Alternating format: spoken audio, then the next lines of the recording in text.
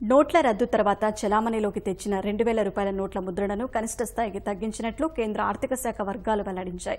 చలామణిలో ఉన్న కరెన్సీ ఆధారంగా ఎప్పటికప్పుడు నోట్ల ముద్రణపై ప్రభుత్వం నిర్ణయం తీసుకుంటుందని తెలిపాయి.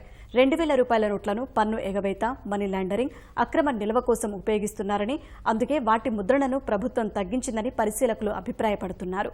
ఆర్బీఐ గణాంకాల ప్రకారం 2017 మార్చి నాటికి 2,000 రూపాయల నోట్ల సంఖ్య 328,50,00,000 కాగా 2018 మార్చి నాటికి అది స్వల్పంగా పెరిగి 336,30,00,000కు చేరింది.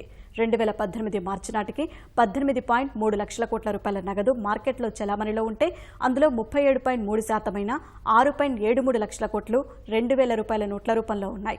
43% అయిన 7.73 లక్షల కోట్లు 500 రూపాయల నోట్ల రూపంలోనూ, మిగతావన్నీ చిన్న నోట్లు ఉన్నాయి.